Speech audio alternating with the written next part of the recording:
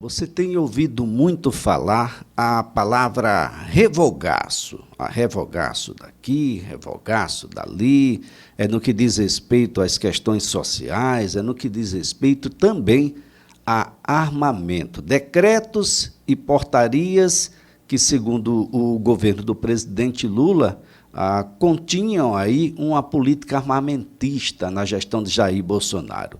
Mas o que de fato se modificou? O que é que se modifica na política de armas no país é o que a gente discute a partir de agora com o advogado criminalista Tiago Mota. Doutor Tiago, antes de mais nada, um 2023 muito bom, de muita prosperidade. Muito obrigado por nos atender. Um bom dia.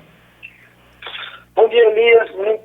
Bom dia, Elias. Muito obrigado pelos votos. Retribuo a todos os ouvintes da 104,5, a equipe da CBN Notícias. É sempre um prazer estar com vocês. Um feliz ano novo para todos e para a sua fantástica audiência. Bem, o que de fato se modifica? O que é que foi revogado e o que se modifica, por exemplo, tanto para os caçadores, atiradores, aí aqueles que são esportivos, assim como com os clubes, doutor? Elias, é importante que a gente faça um pequeno destaque do contexto da situação armamentista no Brasil. O que é que acontece? Antes do Estatuto do Desarmamento, que é uma lei federal, a regulamentação de armas ela era basicamente estadual. Ou seja, cada secretaria de Estado de Segurança Pública possuía uma normatização para compra de armas, para expedição de porte de armas. Em 2003, veio o Estatuto do Desarmamento e concentrou essas funções na Polícia Federal. Ou seja, a Polícia Federal passou a ter o controle das armas vendidas e da expedição de porte de arma de fogo. Com a gestão do ex-presidente Jair Bolsonaro, a partir de 2019, começaram a existir uma sequência de decretos que alteraram a sistemática de armas no Brasil. Ao todo, chega quase ao número de 40 decretos presidenciais versando sobre armas. E isso levou a um número exponencial de armas circulando no Brasil. Armas lícitas, compradas legalmente, mas nós chegamos a um pico da venda de 1.300 armas por dia. Para que a sociedade tenha ideia, hoje no Brasil nós temos cerca de 434 mil fuzis na mão de civis. E aqui a gente quer fazer um corte mais regional. De acordo com o relatório da 7ª Região Militar, que abarca Pernambuco, Rio Grande do Norte, Paraíba e Alagoas, nesses estados há mais de 12 mil fuzis na mão de civis. Aí aqui a gente vai falar um pouquinho sobre o CAC, como você bem definiu. O colecionador, o atirador e o caçador. O tiro, o esporte do tiro, ele é um esporte olímpico. É um esporte muito respeitado mundialmente. O Brasil tem uma tradição na prática do tiro. O Brasil, inclusive, é medalhista olímpico em tiro. Mas nós precisamos fazer uma diferença entre o estímulo a prática esportiva do tiro,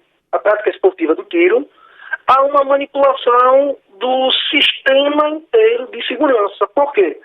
Porque a grande quantidade de fuzis postas em circulação, ela traz um impacto muito grande na segurança pública. O que acontece? Um CAC, ele pode ter até 30 fuzis. Ou seja, aquele cidadão que se registra como CAC, ele pode chegar e fazer um pedido de compra de 30 fuzis. E o que é que foi identificado? Os profissionais do esporte, os atletas, não estão nesse nível, nesse meio. Mas se identificou que várias situações nada mais eram do que laranjas para comprar literalmente vários armamentos, para fazer literalmente diversos arsenais para abastecer traficantes, para abastecer milícias. E isso não tem nada a ver com aquele atleta do tiro, com aquele colecionador, com aquele caçador devidamente registrado. Inicialmente, querida Elias, a gente precisa fazer essa diferença, precisa fazer esse corte, para que a população entenda que um grande prejudicado nessa situação, nesse conjunto de portarias, foram os CACs, que terminaram sendo expostos negativamente para a sociedade, complicando uma situação de segurança pública em virtude de uma série de erros na política armamentista do ex-presidente.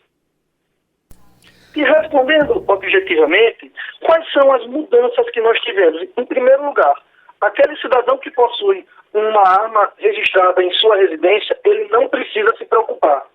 Está havendo uma série de fake news dizendo que as armas vão ser proibidas, vão ser recolhidas, vão ser... Não, isso não vai existir, isso não existe. O que o decreto traz são limitações para, primeiro, suspender o registro de novos CACs. Os registros de CACs, eles mais que quintuplicaram, passou de 140 mil para quase 1 milhão de CACs em 3 anos. Esses registros estão suspensos para que seja averiguado a real intenção dessas pessoas que estão se registrando como CACs, para que seja liberado novamente. Foi restrito também, o decreto também restringe a quantidade de armas que as pessoas podem adquirir. Ou seja, antes eram 2, passaram-se a 6 e agora está sendo reduzido para 3. Está sendo também suspensa a concessão para o registro e a criação de novos clubes de tiro.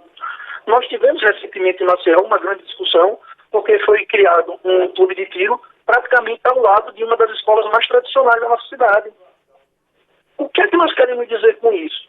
Os CACs, os atiradores, os colecionadores e os caçadores, eles são adeptos a um esporte de extrema tradição, com muito respeito, que tem a nossa simpatia, mas eles foram expostos em virtude de uma série de decretos que, ao primeiro olhar, facilitaram o acesso dos traficantes, mas também abriu uma porta para a criminalidade adquirir armas de uso restrito diretamente na fábrica. Seguindo ainda na questão das suspensões, o decreto revogou a possibilidade do visitante atirar em clube de tiro, revogou também a questão da idade. Você tem ideia? Uma criança, um adolescente de 14 anos poderia ir a um clube de tiro atirar. E isso não condiz com a idade, com o desenvolvimento, com a responsabilidade necessária para a manipulação do armamento, ainda que ele esteja acompanhado ou não dos pais. Nesse primeiro momento, querido Elias, eu quero esclarecer que essas restrições, elas são focadas especificamente para os CACs, não atinge aquela arma de fogo que o cidadão tem em sua residência e que ela visa a reestruturar a política de armas. Essa é uma situação muito interessante mesmo, doutor Tiago, porque não é a proibição das armas, mas a gente precisa ter uma restrição, ou pelo menos os critérios precisam ser bem relevantes, porque nós temos questões emocionais ligadas à própria condição mental das pessoas, nós temos as questões relacionadas à própria situação social. Essas pessoas têm todas as condições sociais, não tem erros cometidos durante a vida que impeçam, por exemplo, de que essa arma vai ser utilizada para uma outra finalidade. A banalização que foi feita, e essa banalização é um termo próprio meu, é um entendimento meu, a flexibilização foi extrema, ela banalizou, a arma passou a ser algo que a gente daqui a um tempo talvez encontrasse nas prateleiras de supermercados, nas farmácias, de modo que isso poderia trazer e traria um desconforto muito grande para quem não tem cultura da utilização de armas. Agora, doutor Tiago, eu gostaria da sua compreensão, a gente vai aqui um breve intervalo, vai o repórter CBN, mas em seguida eu gostaria de continuar conversando com o doutor. Olha, a gente volta a conversar com o advogado criminalista, o doutor Tiago Mota, que está nos ajudando a compreender as modificações na política de armas no país. Doutor Tiago, a gente conversava um pouco sobre o uso das armas aqui no país, de que não está proibido ter armas, mas definitivamente um cidadão comum ter um fuzil, ainda será possível, doutor? Um fuzil para chamar de seu em casa? Até o momento, a aquisição de novas armas de uso restrito está proibida. O novo decreto ele trouxe a criação de um grupo de trabalho para aprofundar os estudos sobre isso, porque assim, se tornou, vocês vão ter um termo perfeito, banalização. Armas foram banalizadas. Já há relatos na imprensa que é um papel extremamente importante na defesa da nossa democracia. Já há relatos na imprensa que o Exército Brasileiro não possui o controle total, não consegue dizer exatamente aonde esses 434 mil fuzis estão localizados, e nós não podemos permitir que essa banalização se perpetue. Nós precisamos tratar armas sem medo, sem mistério, mas com a seriedade que o assunto exige. Você usou uma expressão perfeita, critérios, para que o ouvinte entenda a gente. O cidadão que quer comprar uma arma, o que é que ele precisa fazer? Quais são os requisitos? Esses requisitos eles estão estabelecidos em lei, que é o Estatuto do Desarmamento. Nós temos lá a Lei 10.826 de 2003, que traz como requisitos maioridade de 25 anos, você precisa ter 25 anos no mínimo, você precisa comprovar idoneidade. O que é isso? Você não pode estar respondendo a um processo criminal, a um inquérito policial, você precisa dos nada consta da justiça. Você precisa também fazer uma comprovação de capacidade técnica através de um instrutor de tiro credenciado pela Polícia Federal. Olha aí novamente o protagonismo da Polícia Federal na gestão de armas. É preciso da aptidão psicológica aprovada, atestada por um psicólogo credenciado pela Polícia Federal. Por quê? Porque é um segmento muito importante, muito específico. Um dos decretos exime a exigência de que o atestado de aptidão psicológica seja de um psicólogo credenciado pela Polícia Federal. Nós temos muito respeito a todos os psicólogos, principalmente aqui em Alagoas. O CRP tem uma atuação fantástica na fiscalização, mas é uma nuance muito específica a avaliação para o porte e uso de arma. Tanto que a Polícia Federal abre um credenciamento com profissionais que são capacitados, habilitados exatamente para isso. Além disso, o cidadão precisa comprovar que possui ocupação lícita e residência certa. Ou seja, há uma série de critérios que regulamentam, que normamentam, que permitem que o cidadão compre, mas que não seja banalizado. A arma não é pão para você chegar numa loja, nível 4, nível 5, botar uma sacola e sair por aí. E nós precisamos... Doutor, como é que fica agora? Imaginando, eu quero entrar na atividade como caçador, como atirador, como colecionador. Como é que fica agora? A partir de agora, eu posso ter que tipos de armas e as quantidades? No primeiro momento, porque nós estamos no início da redemocratização da política de armas, essa banalização, essa insanidade que foi feita, ela precisa ser revista. No primeiro momento, estão suspensos. Ao prazo de 60 dias, o GT irá apresentar uma proposta definitiva de regulamentação. Por quê? Porque os caçadores, os atiradores, os colecionadores não podem ser prejudicados pela irresponsabilidade do governo passado. É uma categoria, para você ter ideia, que foi liberado uma guia de trânsito da arma, ou seja, os caçadores, atiradores e colecionadores tiveram a autorização de transitar armados de sua residência ao local de tiro. Ou seja, ele poderia transitar, fazer esse deslocamento com a sua arma carregada, municiada, para, entre aspas, sua proteção. O que foi que aconteceu? Isso aí tem estatística policial para todo lado.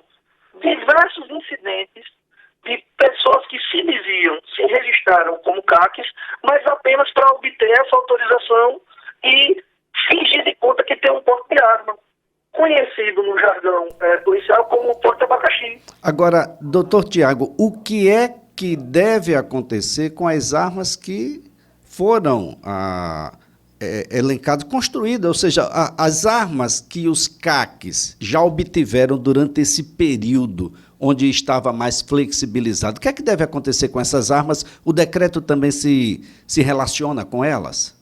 Não, o decreto não se relaciona com essa. Em primeira análise, de acordo com o GT de transição já sinalizou, haverão duas propostas. A primeira proposta vai ser pela manutenção de quem comprovar que realmente tem a arma ou que a arma está devidamente guardada, porque, analise bem, querida Elias, imagine que o seu vizinho se registrou como um CAC e no apartamento ao lado você tem 30 fuzis guardados. Imagina o risco que isso traz para a segurança de todos, da coletividade, se for de um prédio, de um condomínio, se for de uma residência. Muito no bem. primeiro momento, está sendo feito os estudos de qual o melhor caminho para viabilizar isso. O que eu digo também, o CAC, tranquilize-se. Se você é atleta de tiro, se você é colecionador, se você é caçador, você muito provavelmente não terá problema com isso. As medidas do governo visam para pegar os laranjas que estão abastecendo os arsenais da criminalidade. E isso, através do trabalho de inteligência da Polícia Federal, do Exército, das Polícias Civis, vai conseguir ser direcionado. Só que nós temos aí uma infinidade, uma grande quantidade, uma quantidade monstruosa de armas para serem fiscalizadas. No De primeiro fato, momento, o que deve ocorrer é isso, é o recadastramento. um recadastramento, né? Quem não participar do Isso. recadastramento, necessariamente a sua arma deve ser considerada ilegal, né? Porque não participou. Exato. E aí vai ter que provar que não participou por uma questão de doença ou alguma coisa extremamente irrelevante. Caso contrário, vai muito provavelmente ter essa arma considerada ilegal e aí o destino pode ser até mesmo um destino mais coletivo, que é o uso pelas forças policiais. Doutor Tiago Mota, prazer tê-lo aqui no CBN Maceió. Um ótimo dia para o senhor. Muito obrigado pela oportunidade, Elias. Parabéns a você e a CBN Maceió pelo compromisso na verdade e com a informação de qualidade. Um grande abraço e feliz ano novo a todos. Obrigado. Olha, doutor Tiago Mota é advogado criminalista.